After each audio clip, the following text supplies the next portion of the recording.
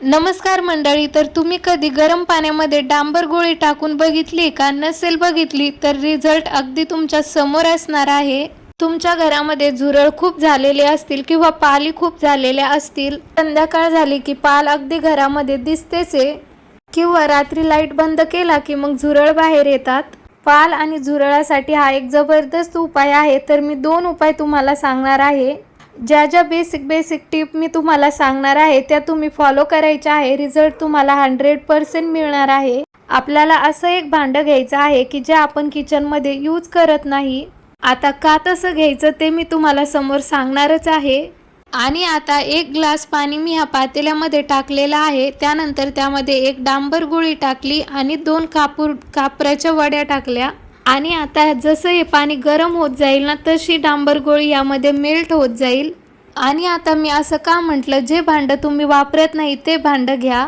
कारण जेव्हा आपण ही डांबर गोळी ह्या पाण्यामध्ये टाकतो तेव्हा डांबर गोळीचा या पाण्यामध्ये इतका स्ट्रॉंग स्मेल येतो. त्यामुळे तुम्ही ह्या भांड्यामध्ये 2 ते 3 वेळा घासलं तरी सुद्धा याचा स्मेल जाणार नाही. त्यामुळे मी असं म्हटलं. आणि आता आपल्याला गॅस जिथपर्यंत चालू ठेवायचा, जिथपर्यंत ही डांबर गोळी मेल्ट होत नाही.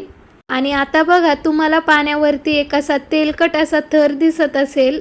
ती जी डांबर गोळी आहे ती मेल्ट झालेली आहे. जास्त काही वेळ लागत नाही. एक उकळी आली की लगेच हे होऊन जातं. आता ही व्यवस्थित मेल्ट झालेली आहे. आता मी गॅस बंद केलेला आहे. तुम्ही करत असताना तुम्ही बघालच की घरभर या डांबर गोळीचा स्मेल येत असतो. बऱ्याचदा घरामध्ये जर खूप कुबट वास येत असेल तर असंच पाणी करायचं डांबर गोळीचं, आणि त्यामध्ये कापूर टाकायचा आणि एक उकळी आणायची पाण्याला. तर जो कुबट वास येत असेल घरामध्ये तो नाहीसा होतो आणि डांबर गोळीचा वास सगळीकडे येतो. आणि आता आपण हे पाणी थोडंसं कोमट करून घेऊया. जसं जसं हे पाणी थंड व्हायला लागतं तसं तसं या पाण्यावरती डांबर गोळीची एक लेअर येते. आणि आता बघा, हे थोडंसं थंड झालं, जास्तही थंड नाही झालं, अगदी कोमटसर आहे. तर आता आपल्याला हे एका स्प्रे बॉटलमध्ये भरून ठेवायचं आहे. तुमच्याकडे जर स्प्रे बॉटल नसेल तर तुम्ही प्लॅस्टिकची कुठलीही बॉटल घेऊ शकता. नंतरचं इन्ग्रेडियंट आपल्याला हे टाकायचं आहे. जे तुम्ही लिक्विड फ्लोअर क्लीनर वापरत असाल ते तुम्हाला यामध्ये टाकायचं आहे. साधारणतः 3 ते 4 चमचे तुम्हाला हे टाकायचं आहे. बस, एक हे लिक्विड आपलं आता तयार झालेलं आहे. जास्त करून हे लिक्विड झुरळसाठी सुद्धा आणि पालीसाठी सुद्धा जास्त कारगर आहे.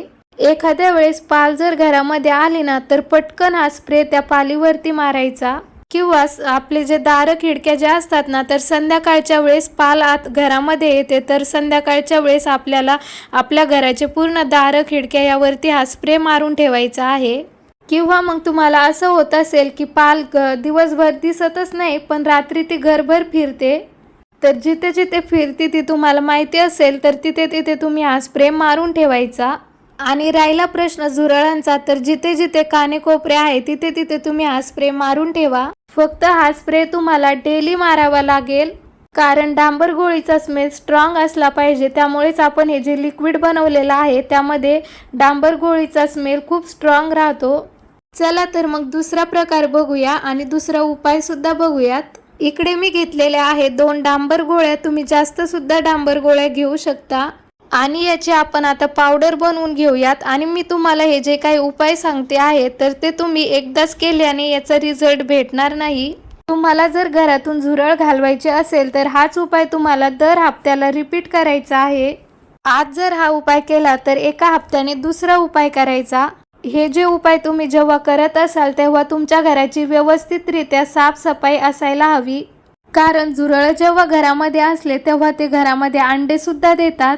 ते अंडे व्यवस्थित साफ करायचे, नाहीतर झुरळ मरतील आणि त्या अंड्यातून दुसरे झुरळ येतील. त्यामुळे तुम्ही जेवढं कराल तेवढं फेलत जाईल. त्यामुळे तुम्ही घरामध्ये अगोदर साफसफाई करा. त्या डांबर गोळीची पावडर झाल्यानंतर जे फ्लोअर क्लीनर तुम्ही यूज करत असाल ते फ्लोअर क्लीनर तुम्हाला यामध्ये टाकायचं आहे. आता किती टाकायचं आहे तर याचा असा व्यवस्थितरित्या लाडू बनला पाहिजे इतकं टाकायचं आहे. एकदमच हे टाकून घ्यायचं नाहीये, तर थोडं थोडं करत हे टाकायचं आहे. तुम्ही यामध्ये कापूर सुद्धा टाकू शकता. आणि तुम्हाला जर असं वाटत असेल की याची व्यवस्थित बाइंडिंग येत नाहीये तर तुम्ही 1 चमचाभर यामध्ये बेसनाचं पीठ सुद्धा टाकू शकता.